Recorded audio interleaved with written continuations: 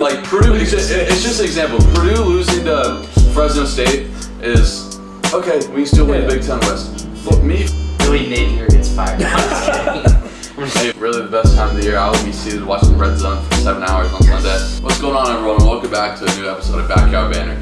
Just Tanner and Johnny today. James is getting his wisdom teeth out, so he's currently what's the correct word? Passed out, getting his sedated. There you go. He's currently sedated on a table, getting his wisdom teeth out. But Tanner and I are holding it down. James sent us in all of his picks, but huge weekend, conference championship weekend for football. Next time we talk to you guys, we'll know what the playoff is. And like usual, I mean, we're going to go into the last pick'em of the year.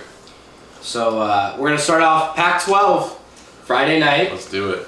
Tomorrow. So actually, when this is released, the game will be about ready to start, kick off. We got Oregon, ranked 5th, 11-1, taking on number 3 Washington, undefeated. Oregon is favored by 9.5, and that seems absurd to me, Johnny. I agree. It's a lot of points, but again, neutral field, no home field advantage. But yeah, Washington, I was gonna say, beat Oregon, has struggled. They still have won every game, but it's by no more than double figures. Every single of their wins have been single digits, and you know, it's Penix versus Nix. Ever since that game, Bo Nix has kind of gone like this. Penix has been more kind of up and down. Troy Franklin, the Oregon receiver, might be the most underrated receiver in the country. Yeah, somehow he has 1,349 yards, 14 touchdowns, and he was in the finals for the Blitz clock. I never hear anyone talk about him. Yeah. Then, well, you know, Washington obviously has Rome Odunze, one of the best receivers in the country. I cannot wait for this one. Friday night, I mean, tomorrow night, tonight, can't get here soon enough. I've been looking forward to this game probably since the last time we played each other, really, to be honest. Me personally, I had Washington as the number 1 team in the country just a few weeks ago, and I'm going to stick by it. Maybe not as them being number 1, but I think I'm going to pick Washington to win this game. Michael Penix, Rome Odunze, their running game is starting to get going. Their defense is fast, physical. I think Washington's going to be ready to go. They have, even though they won this matchup, they have a chip on their shoulder. Being 9.5-point underdogs and being undefeated like this is a slap in the face. I think Washington is going to be ready to go. Washington wins this game, win the Pac-12. They're in the college football playoff. So James picked Oregon. He sent us this pick. He loves Oregon here. For me, it's who can run the ball better. Oregon actually outrushed Washington in their first game, but the turnovers on down, not capitalizing. I picked Oregon to win the Pac-12 in the preseason. I picked Bo Nix to win the Heisman. Through this prediction video, you're going to see I'm going to stick with that. Since I picked them in the preseason, I'm going to pick them now. 9.5 is a lot of points, but I mean, I could see Oregon kicking a late field goal late and covering. I just think Oregon's be able to run the ball a little better. Bucky Irving, over 1,000 yards, 10 touchdowns. He can really run it. I think Bo Nix is playing like the best player in the country. He never turns the ball over. He has 2 interceptions all year. So for those reasons, I'm going Oregon. So we're going as a group, Oregon. I don't hate it, but hopefully the Huskies get it done. Yeah, I don't hate it either. On to the Big 12, we got number 18 Oklahoma State taking on number 7 Texas. Oklahoma State comes this game at 9-3. Texas 11-1. Maybe kind of getting lowballed here at 7. They could be a little bit higher. Me personally, I think Ohio State is the only better one-loss team in the country, but I think Texas has a little bit better resume. I think Texas, out of all the one-loss teams, has the best resume. I love Oklahoma State. I had them 10-2 for the season. They finished 9-3 in the Big 12 title game. However, I think Texas rolls. Texas is playing really good football right now. They are on fire. And this is a team that, if they get in the playoff, I think they can do some real damage. I agree with you. James picked Oklahoma State, actually. So he believes in their running game and all that stuff. Ollie Gordon. Again, I picked Texas in the preseason win the Big 12. I'm going to pick them now. I just think too many playmakers. Xavier Worthy, A.D. Mitchell on the outside. Just too much for Oklahoma State. So I think Texas, by like 10 to 12 points, Texas. And I agree with you on your point. If Georgia wins and is the 1 seed and Texas sneaks in the 4 seed, I do not want to see Texas in that caution. Quinn Ewers is playing really well. Really good ball. On to the SEC. Speaking of Georgia, the number 1 team in the country, 12-0, taking on number 8 Alabama, coming in at 11-1. Bama, man, they survived. I mean, they survived last week. So coming off that emotional win, You got Georgia, who didn't really play their best ball last week. Kind of interesting matchup here. I kind of have a would you rather question before we pick this game. I just kind of want to cover it now. Yeah. The winner of this game could shape the landscape of this playoff. So would you rather see Georgia or Bama win? It's a great question because I'm not particularly a fan of either one of these teams. Obviously, being a Florida fan, kind of hate Georgia. Got to be impressed for winning 29 straight. It's incredible. But if Alabama wins, the SEC might not get in the playoff, which somehow I feel like the committee would still make it happen. I would rather see Georgia win because I want to see Georgia in the playoff. I want to see. I've never seen a three-peat in our lifetime. We've seen repeats, so we've never seen a three-peat. I just think a better playoff would be with Georgia. So I would rather see Georgia win, but I'll go first here. I'm picking Alabama. I picked Alabama in the preseason. Again, sticking to it. Jalen Milroe as a runner. He has 12 touchdowns as a runner. Georgia has not faced a Jalen Milroe level player yet. And again, we talked about last episodes. The improvements that he's made since the Texas game has been immense. He's probably one of the best deep ball throwers in America, and that's another one of my points. Who's going to get the more explosive plays? Bama's offense is based around explosive plays, right? But the best player on the field is Brock Bowers, and he's an alien, somehow returned from surgery after 3 weeks. Can Carson Beck play clean football? That's going to be the big question. He hasn't played a defense this good, a D-line this good. He has Dallas Turner coming after him now, but I think Alabama, Nick Saban, they never lose in Atlanta, and I don't think they'll lose on Saturday. Yeah, by the way, James picked Georgia. James has Georgia. So this comes down to me. Johnny, I agree with a lot of your points, and I was going to pick Georgia, but some of the points you made I kind of thought about, and I think you kind of laying them down might have just swayed me a little bit. I do like Bama a lot in this situation, but it's so hard for me to pick against Georgia. But at the same time, like, this just seems like one of those years where Bama finds a way, and they just keep finding a way. We've doubted them so much, and I don't know if I want to doubt them again. Like, I hate doubting Georgia, but I do think Bama has an opportunity to get it done, and I'm just gonna pick them. I'm gonna go with Bama. So we're gonna ride with the Crimson Tide. And what chaos that would bring, man! I'll tell you what. We can kind of do a mini scenario. Not too many games this week. Georgia loses, Florida State loses, and then Alabama could still not get in. Yeah. Which is insane. Insane. But it would be the first time the SEC would be left out of the playoff, and I don't know. Ever. Yeah. And last year, the 14 playoff. What a year this would be for the 12 team. Yeah. But we'll move on to the Big Ten. I don't think there needs to be too much said here. Yeah. Michigan, undefeated Iowa. Michigan. Iowa's over/under total points for the game is 0.5 for the first half. Or for the first half. Sorry. So the game is like 2.5. Yeah. So the odds makers don't expect Iowa to score a touchdown in this game. That's the only point I have. Can Iowa score? Traditionally, Iowa's been in this game a lot, and when they were playing Michigan State a few years ago when Michigan State went to the playoff, they had the 70-yard bomb, and that was one of their only touchdowns of the game. Their defense will keep them in every game, but they just don't have enough offensively, man. They don't. Yeah, I think Michigan. I'm going to go ahead and say this. This is a sweep across the board. Yeah, Michigan. We got the Michigan Wolverines. Yeah. And now on to our final game here that we are going to talk about for college football. We got number 14 Louisville, 10-2 coming off a loss at home to Kentucky versus number 4 Florida State coming off a big road win. Backup quarterback in for Florida State. They win, they're in. I'm going to go ahead and pick Florida State here. I think their D-line, like I mentioned a couple weeks ago with Louisville, they're a scheme, a passing attack that requires them keeping the quarterback clean. Florida State has one of, if not the best D-lines in college football. I think this is going to be a big matchup problem for Louisville. I like Florida State in this matchup a lot. So I'm going to take the Seminoles. I think they win and get it. Yeah, James has Louisville. The real reason why he's not here is because he's wanting to face my mom's wrath being on air and picking Louisville. Can Louisville stop the run? Troy Benson for Florida State killed Florida, especially in the second half. Louisville is in the top 20, I think, in rushing defense. That's kind of what they do. Can Tate Rodemaker find his guys? Can he find Keon Coleman? Can he find Johnny Wilson? He did not play very well against Florida. No. He didn't. He did just enough to not lose in the game. He needs to be better. I think with another week of prep, a neutral site game, I think Florida State wins in a pretty, like 16-13. Yeah, I could Florida see wins. Yeah. So total points in Alabama, Georgia. I'm going to say 64. I think it's going to be. Oh, that's 34-30. How about I was going to have 27-24. 51. I was going to say 27-24. Damn. All right, we're on the same page. We always are. But let's do buy and sell.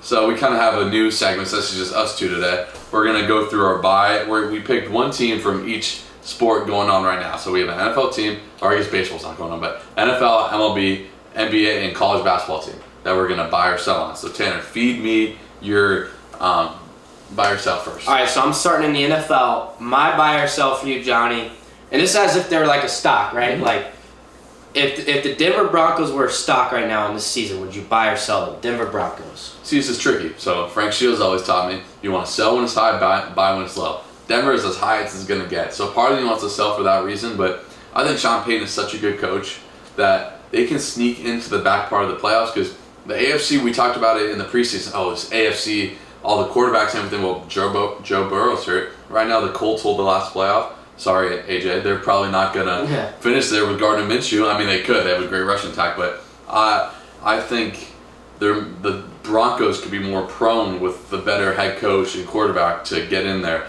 So I'm going to sell on the Broncos to win 5 more games, but I will buy them to make the playoffs. Okay. Yeah. That's fair. I like that. Yeah. My buy or sell for you is a team that the Broncos are playing, the Houston Texans. CJ Stroud's been otherworldly this year. Buy or sell the Houston Texans? I'm going to buy the Houston Texans. The reason being is they still play the team they're trying to catch for that last playoff spot. They still play the Colts. And while I do kind of want to see the Colts do well, and I am pulling for them, and I think that they can make the playoffs. I'm also pulling for the Colts. I mean, they're easy to root for. Yeah. I think the Texans are a little bit better because of their quarterback play. Mm-hmm. I think CJ Stroud is capable of carrying this team to some wins. Maybe even in some games they shouldn't win, like we've seen before the season. Like they went in and beat the Bengals with healthy Joe Burrow. I think if the Bengals can do that, they can win about any game on their schedule. So I like the Texans. I think I'm going to buy on them. I think they will make the playoffs. Wow. I like them a lot. I like what they're doing in Houston. Good prediction. I like it too. I love D'Amico Ryan, their coach. Yeah. Love him. Give me your baseball one. So moving on to baseball, this is kind of Johnny's own team, but the Rays, a lot of trade rumors out there with Glasnow. A Rosarina just popped up. A lot of question marks with the Tampa Bay Rays right now in this offseason, beginning stages of the offseason. So are you going to buy or sell the Tampa Bay Rays? See, I would hold stat on my Rays stock, because the Rays have been in the playoffs 6 straight years. That's what they do. They seem to trade people and then recycle. Back, they traded Chris Archer. Everyone's like, what are you doing? Tyler Glasnow, Austin Meadows. Flip Austin Meadows, got Isaac Paredes, who was a 30-100 guy last year. So you kind of have to trust the front office and whatever you're going to do. I'm going to buy with the Rays just because eventually they're going to score in the playoffs. It's going to happen. And I just think their farm system is so deep. You got guys, Curtis Mead, Junior Camaro, I just forgot his name. The guy that threw me and James the ball. I cannot believe I'm blanking on his name. No, Josh Lowe. Josh Lowe. Yeah. Finally had his first year in the minors. He was almost hit 300, 20 home runs. I just think they're so deep. And it's almost hard for them. They're built for the regular season. If they trade Glasnow, guess what? They got Taj Bradley, who got his feet wet in the MLB last year. You got Rasmussen and Springs coming back around mid-season. So I wouldn't buy super high on the Rays because I don't think they're going to be a 105-win team or anything. But so technically, since I'm going to buy just a little bit of money put on the Rays, because I do think the Rays will make the playoffs again. Mine for you, Tanner. 2 straight years lost in the divisional. The Atlanta Braves didn't sign, as we're recording this, has not signed one of the top pitchers in the free agency. We know they were looking for one of them. Mm-hmm. Or do you buy or sell the Braves? I think I might stay put on the Braves because we know how good they are. We know they're going to be a World Series favorite no matter what they do this offseason. I like them getting Aaron Bummer in there because they need more depth in that bullpen, especially left-handed bullpen piece. So I like that move. I think the Braves do need to get a frontline, top-tier starter in free agency, starting pitcher. But outside of that, that's really their only needs. I'm going to stay put because I don't know if they are going to end up landing that elite pitcher that they need. But at the same time, you can't sell the Braves. So I'm going to stand put on them. They still play in a division with the Phillies, which is part of the reason because the Phillies could very easily win 100 games as well. Yeah. So. No, for sure. The Braves are interesting. They got the best lineup in baseball, but you need pitching to win, especially in the playoffs. What's your NBA one? NBA, I'm gonna give you kind of a sneaky team right now, young team that's making some noise. The Minnesota Timberwolves. Yeah, they're really interesting. Anthony Edwards starting to really take that next step. They have the best defense in the West, second best to the Magic. I'm pretty sure as of today. Shout out Magic, 8 straight last night. But I'm repping. See, this is tricky because do I think the Timberwolves will make the playoffs? Yes. Do I think they're going to stay as the 1 seed? No. So for that instance, I think I'm going to sell on the Timberwolves, but I do think the Timberwolves will be a top 5 seed. Rudy Gobert is playing like he did and when he won Defensive Player of the Year, the 3 times that he won it. Cat is not even off to the best start. He's kind of slow starting. It's still hard. Him and Rudy playing together, he can still get better. Anthony Edwards, we saw it with Team USA over the summer. He's really starting to take that next step, not just becoming a star, but becoming a superstar. So for that, I'm going to technically sell on the Timberwolves, but I do think they're going to be a top 5 seed. I just don't think they'll finish as a 1 seed where they are right now. Yeah, I like that. I think the T-Wolves, Anthony Edwards is an elite player. The West is tough, so I think I kind of agree with you on that. But I do think they're going to be in the playoffs, and I kind of want to see what they do in the playoffs. No, me too. My NBA team, Dallas Mavericks, didn't make even the play-in last year, and right now they are the 3 seed, tied for the 3 seed with the Thunder in the West. Yeah, I'm going to go ahead and buy on the Dallas Mavericks. This is a team in our NBA preview a couple weeks ago. I had finishing 4th in the West, and a lot of people were kind of shocked. I love Luka. I think they have good pieces around him that maybe don't make noise across the league, but like they're just solid role players that fit what they're doing with Luka. So I'm going to buy the Mavericks. I love how they're looking so far. I had them at 4th. I think they stay in a top 3 spot by the time the playoffs come. Always going to ride with Luka. He's easy to root for, good player. Maybe needs to stop crying about fouls. But I'm going to buy the Mavericks. I'm high on them. I've been high on them all year. I'm going to stay that way. Yeah, Luka's one of the top 7 players in the NBA. The way he can just do it all is very impressive. Tanner, college basketball. Feed me your college basketball. So I got a team for you that has lost 3 in a row. However, it was to Purdue, Kansas, and now at North Carolina. I got the Tennessee Volunteers. How are you feeling about the Vols? Right now, not too good because Tennessee, we talked about in the preview, we talked about how they just defend. They gave 100 points last night. You don't defend that well if you give 100 points. Purdue, granted that was a very close game. Tennessee led a good amount of that game. And then, Kansas, it's Kansas. But from this spot right now, I will buy Tennessee stock. Rick Barnes is too good of a head coach. Yeah. They have too much veteran experience with Vestavy and Josiah James. And they still have the Ziegler kid, who's always a pest. Connect. Yeah, I didn't mention probably their best guy so far. But from right now on, I will buy Tennessee. Their defense needs to lock in. Hasn't looked good the past 3 games. Now, granted, going from Maui to going to Chapel Hill, it's a very tough task for any team to ask. But yeah, they have to defend better, and I trust the Rick Barnes team to defend better. Yeah, I kind of agree with your take. I would buy Tennessee as well. My concern with them is they foul so much. Yeah. I saw it in the Purdue game, and I thought maybe it's just a one-time thing. They're trying to be physical. Carolina shot like 30 free throws last night. Like Tennessee is giving up so many free throws, and that's gonna have to change. But Tennessee is a team that come March is going to probably be a top 3 seed. So right now with the record of like 4-3, I would buy them as well. Yeah. Mine for you, another team that lost last night, the Duke Blue Devils. I had Duke as a top 3 team in the preseason, and they've already lost twice to Arizona and now to Arkansas. Buy or sell on the Blue Devils? I think right now I would buy Duke. They still have Kyle Filipowski, who might be the best player in the country. He could be the best player in the country. He could win Player of the Year. Probably not. But I think Duke has a lot of talent. They are very young. They always are young. They always bring in freshmen that kind of struggle right away. Yeah, but they're not performing well. By the end of the year, Duke's going to have it figured out because they are a young team that is going to have growing pains, and we're seeing them right now.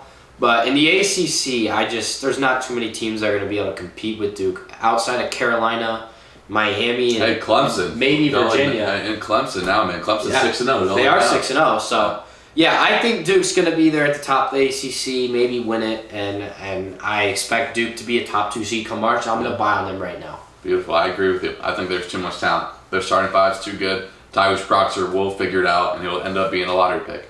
I don't think that's too hot of a take. Didn't play too well last night. But that's our buy and sell. Let's get right into the NFL. We talked a little about the Denver Broncos-Texans game, so we'll skip that one. Game of the week, 49ers at Philadelphia. 49ers favored against the Eagles in Philly. What do you think? Who do you got? I really like the 49ers, and then you see this line that they're favored, and it's like, wow, that's kind of shocking, even though you feel like the Niners are going to win this game. I am gonna take the Niners to win. I think Philly is due for a loss, and I do think Philly is going to win the Super Bowl, so I think this is one of those things where the Niners get them now, and then the Eagles will get them later on in the playoffs. So I'm going to take the Niners this week. I think Brock Purdy's going to have a big game. Interesting thing, the Niners win this game, they still don't control their own destiny for home field. The Eagles are 10-1. Yeah. I've said for a long time the Niners are the best team in the NFL, and I'm going to put my money where my mouth is. I'm going to take the Niners. The Eagles are so good. Jalen Hurts fits their system just so perfectly. Their D-line, it's the best 2 D-lines in football going at it. They just rotate dudes. I mean, Fletcher Cox is on that team, and he comes in and still is very productive. And obviously the 49ers are out for revenge, and I like them here in a close one. It's going to be a great game. Feed me a game, T. Which one you got? There's a couple games I think we can still get into. I kind of want to feed you this game. My Bears are on a bye this week, so I have to find something to root for. And when you have the number 1 pick via the Panthers, you want to root for them to lose. Guess who they play this week, John? My beloved Buccaneers. The Tampa Bay Bucks. So what do you think about the Bucks? I want to. Frank Wright was just fired. We probably should have talked about it a little more on the Tuesday show, but he didn't even last as long as Urban Meyer lasted. To put that into some perspective. And Frank Wright was a very good head coach in Philadelphia for a long time. He was an Eagles offense coordinator when they won the Super Bowl, and with Nick Foles, right? Yeah. But I just am afraid in this spot because we saw with the Raiders, their head coach gets fired, and all of a sudden the team plays well for a week. We just saw it with the Steelers, and offense coordinator gets fired, they play well for the week. The Bucs, if the Bucs lose this game, Todd Bowles is gone, everyone's gone, they're going to clean house. They have to win this game. They ran the ball a lot better against the Colts. Rashad White crossed 100 yards. I just think that Bucs defense line can really get to Bryce Young. I like the Bucs here, but just not a lot of confidence. I'm not like the Bucs going to win, but yeah, I would hesitantly take the Bucs. Yeah, I agree. I like the Bucs. I hope the Bucs win. I'm pulling for them this week.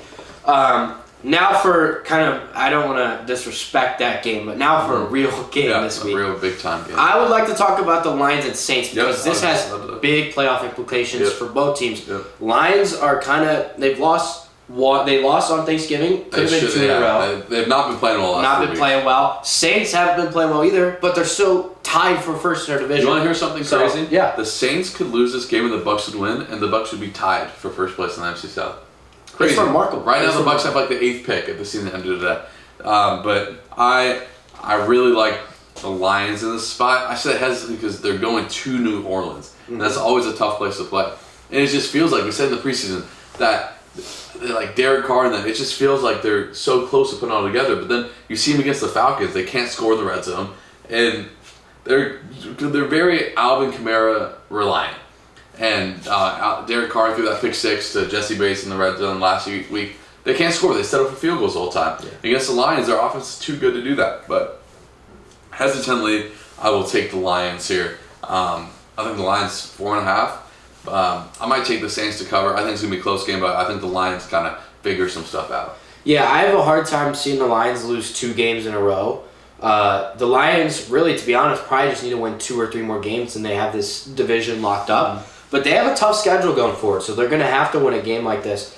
But I think the Saints, they have a good opportunity to put up points this week. You mentioned their struggles on offense. The Lions' defense is just not playing well right now. I mean, they have given up a ton of points to teams like the Packers and Bears who don't have elite offenses. And I think the Saints have a good chance to put up points and win a must-win game.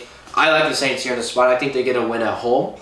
I think that Taysom Hill probably is going to have a big game. I think this is a game where they're going to need to use him in a bunch of different spots. All right, we're going to go into some more NBA talk with Mayo. Welcome back, Mayo. James not here. Tanner and I felt very lonely, so Mayo came on to talk some NBA with us. And we're all going to kind of talk about our teams a little bit and then some teams that have surprised us so far. Mayo, you can go first with your beloved Chicago Bulls that just embarrassing, really. Just a lack of effort. They've lost, eight of 9 now? They're 5-14, I think. It's a lot of losses. And they play the Bucks tonight. Yeah, we're terrible. There's not really much to say. It's really sad because we had that false hope for 4 months, 2 years ago when Lonzo Ball was healthy. We were first in the East. Everything was looking good. It just sucks. I mean, Zach LaVine looks like he doesn't want to be here, so I'd like him to leave. As a fan, and I think most fans of the Bulls would agree, we're ready for them to blow it up. It's okay. We can do it. We can let it go. We never did anything with this team. I'm happy to start over. Because when we get into your team, and I know you talked about this maybe last episode, the Pacers did something like this when they traded Sabonis and they moved out some guys and brought in Halliburton. And it was wild to me that they signed Halliburton to that huge contract. But now looks like a pretty good move, and I would like to see the Bulls do something like that. Well, even there's reports coming out they're trying to trade with the Lakers, but they want Rui and Austin Reeves back and a Zach LaVine trade. And to your point, Halliburton came back in that trade with the Kings, so I'm not saying one of those players could reach Halliburton's. He's averaging 27 and 11 right now. But they do want NBA level players back, not just picks back for LaVine. But no, I agree with you. They're in a really tough spot. I said it. The worst place you can be is in NBA purgatory. So that's why when the Magic blew it up 2 years ago and they sent Vucevic to the Bulls, I was like, good. It's thanks. time. The worst place you can be is where the Bulls were, where the Pistons were for a long time with Drummond. It's just that NBA purgatory, and it's tough. So you got to blow it up. Think about the teams at the top right now. The Celtics are at the top of the East. Jason Tatum, Jaylen Brown, both top 3 picks. The Nuggets really kind of got lucky with Jokic in the second round. I don't remember the time recently. Jamal Murray was in the double-digit pick, if not late. Yeah, Draymond with the Warriors. So you got to kind of build it through the draft. So yeah, I'm with you. I hope the Bulls kind of blow it up soon. Yeah, it's time. And one last thing, I don't want picks. I want players. I'm so sick of getting picks. It's completely unpredictable. You never know who's going to be good. The first pick, James Wiseman, for example, where is he? Yeah. Or he was the second pick, but he's in Detroit, rotting away. With the rest of Detroit, he's lost 15 straight games now. Exactly. Yeah. I want solid young players that could develop into something. But at the same time, if I was a team, I wouldn't give you my best young player. So let's say if I'm the Lakers, I'm not giving you. I guess I don't have a best young player.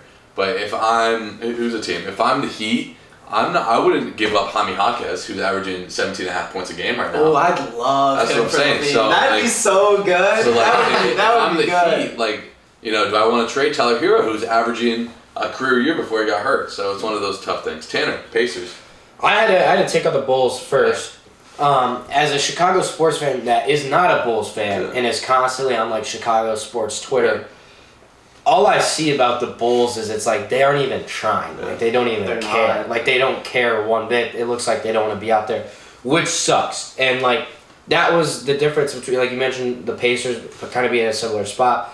The Pacers at least were trying. They weren't good, but they at least would play hard. They at least had guys who looked like they want to be there. So that's why I can't imagine what it's like to be a Bulls fan. We have no culture. Yeah. There's no culture. Where is the culture from when Jordan won 6 rings? Where's the culture when Derrick Rose was the youngest MVP in league history? We have none of that anymore. We just need a rebuild. Yeah. All right, Indiana Pacers. Tyrese Halliburton, top 10 in MVP right now, I would say. One of the best. He's been unreal. Yeah, he's been unreal. Not just one of the best young players in the league, but one of the best players in the league.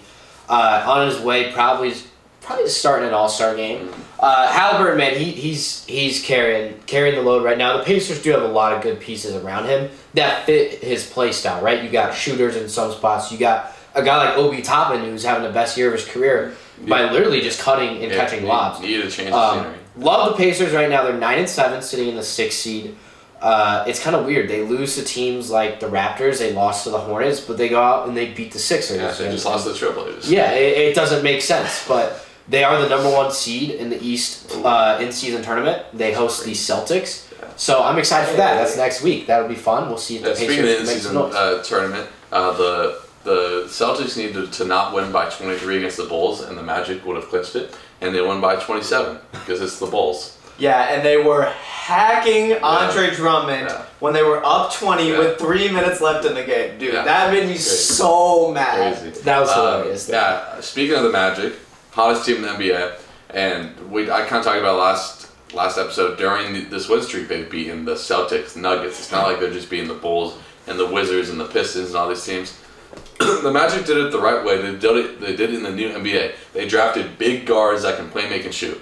Franz Wagner, 6'10", big guard, had back-to-back 30-point games. Paulo, big guard, 6'10". Jonathan Isaac, big guard. Paulo dropped 6 last night. Yeah, he did. He only had 7 points, but a win is a win. Cole Anthony coming off the bench. He had 25 last night.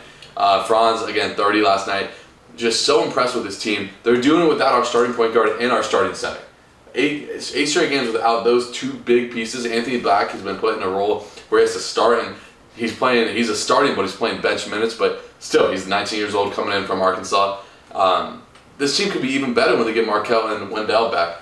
I forgot about Markelle Fultz. Exactly. He's nice. Yeah. He's nice. He had a nice little turnaround to his career. That was good. And I was just very impressed. The Magic, since I've been remembering, post Dwight Howard, I wasn't really watching NBA when they made the finals and lost to the Lakers, but I remember the end of Dwight Howard and then just the years of hell, to be completely honest. And, it's not easy being a Magic fan. We won game 1 back-to-back years in the playoffs, but, again, you're in purgatory. You have the 12th pick. You draft Chumo Kiki, who's not even in the rotation when you get picks like that. Just really happy that this young core is being able to thrive together. I mean, Jalen Suggs, he's playing the best ball of his career right now. Yeah. He just had 20 last night. He just gets after it. Just so impressed with everything. They all buy in. They can tell you they're a young team. Best defense in the NBA. They play hard, and, man, they're long, they're athletic, and they get into you. If we're doing a buy and sell, I'd sell the Magic. I don't think they're going to be a top 2 seed, but I do think they'll make the play-in, and, who knows? They can make the playoffs. Yeah, we'll see. Yeah, one thing about the Magic, what I really like about their team right now is they're so fun to watch because they're having so much fun. Like, that's the problem with the Bulls. When I watch the Bulls, it's no fun because they look miserable. And then the Magic, did you see the Jalen Suggs, Cole Anthony? They did the LeBron D. We got to put that clip in. That was the LeBron D. Wade. They're just having fun. It's just awesome. As soon as it's happening, 2-on-1, you can anticipate Jalen's going to throw that up. Let his backcourt mate go high for this one, Cole Anthony. A bunch of young players love competing together. The one thing with the Magic, they still have lack of shooting. That was a big deal last year. They have Gary Harris. They brought in Joe Ingles. Still one of the bottom teams in the league in terms of three-point shooting. And then that day and age in the NBA, you got to be able to shoot. So we'll see. Maybe there'll be buyers at the trade deadline. I've never been at a deadline with the Magic or buyers, but yeah, really good to see. And now we're going to talk about teams that kind of surprised us. The biggest one we talked about before we started, the Warriors. Is their dynasty window closed? I would say in terms of winning a championship, yes. Yeah. Klay Thompson has been really bad. Draymond, Draymond's not been very good. The young players, Kuminga and Moody, who they expected to develop, haven't developed. They haven't. They've developed into bottom-tier starters to high-tier role players. And to win a championship, you need those guys, but they were hoping.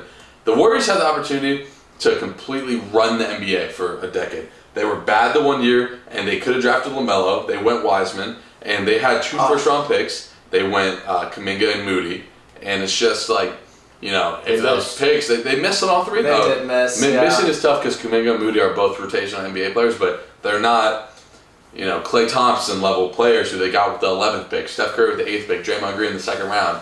Can keep going. On those championship teams, they would have those top players, and then Andre Iguodala, Sean Livingston, Barbosa, and you just don't kind of see that right now. It's tough because Steph Curry's having almost a career year at 35. Yeah. But I think that was an interesting point that you said about how they had a chance to really run the NBA, because that's so true. Because they were technically they did run the NBA for but I'm talking about post KD. Yeah. They are a championship caliber team with championship caliber players, and they had the second pick in the draft. Like they could. That never happens. They could have built something wild. Like never happens. I mean, LaMelo's a weird pick because you have Clay and Steph, but still, just the talent. Like, and then you move him. There's. I don't know. What do you think, though, T? I think that the Warriors' championship window is not sealed closed yet, but it's barely. It's almost there. Yeah. Like if there was a chance of them winning a championship, the door is closing and there's a slight little crack there. Like they're 2-8 in their last 10. Yeah. Like they've been struggling. Because they started off all right. But I think they can turn it around. I'd expect to see them at worst in the play-in. I really would. But I think as far as winning a championship, it would have to happen this year and next, and I just don't see that happening. It would have to be this year. Yeah. I mean, Clay's regression is crazy. Yeah. Draymond's become... Clay's on last year's deal. They just gave Draymond a new contract. Draymond Green has gray hair. Yeah. And he is... he's such a liability. I mean, I get he plays hard, but like... At what point is that not enough? I mean, he can't score. Yeah, he's a hub defensively, but in this NBA, having a guy that you just don't have to guard on offense, it's a problem. It's really hard to win. But the Warriors have always seemed very reluctant to make trades. You know, it's almost like they're kind of content with, like, okay, Steph, go out there and be great. We're not going to help you. They have to make a trade. They're not going to do this through the draft. They have all their draft picks. Go out and, I don't know, maybe Donovan Mitchell becomes available if he's not happy with Cleveland. Obviously, Zach LaVine. It's just now in this kind of form in the NBA, you got to make that trade. Think about it. KD was traded, James Harden was traded, Kyrie was traded. It's just kind of the NBA now. They got to make one of those big time splash trades in order to be championship contenders again. Yeah. What is a team that has surprised you in a positive way besides the Magic? Let's maybe talk about the Magic. Oh my God, I only have negative. Well, I can. I'll throw out a positive one. How about the Thunder? Chet Holmgren looks incredible. In our preseason rankings, we all had them making the playoffs. So not surprised to us, but I mean, Shea's such a dog. Top 12 player in the NBA. He's just such a dog. It looked tough there for a really long time, and last year they finally broke through without Chet, and now Chet is averaging like 18 and 8.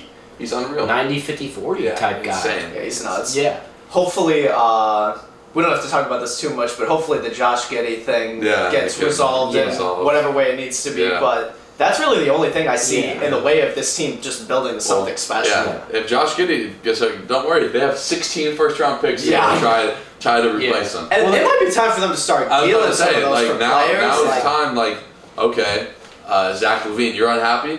Come to OKC. I don't think it necessarily fits there. I think they need kind of a OG Anunoby on the Thunder. Clippers might deal like a Paul George. Yeah. Like Paul George come back to OKC. Could you imagine? No, that would be crazy. Yeah. Because they he's gave so up. Smooth. Because they gave up so much to get him, and just to trade back from him. But kind of our quarter of the season NBA kind of catch up still at NFL and obviously college football. Could I make one point about a team that I'm really disappointed in quickly? About the Grizzlies. Yeah, I was literally just about to go there. So I knew they were going to be bad with Ja Morant being suspended, but I didn't think they were going to be this bad. Yeah. And I think they're going to, when we get 10 years down the line and look back, we're going to look at the Grizzlies at the most disappointing franchise of this generation of basketball. Because Ja Morant had a chance to be the face of the NBA, and he blew that for himself. The Grizzlies had a chance to build a dynasty. They had amazing young players, and it's looking like it's not going to work out.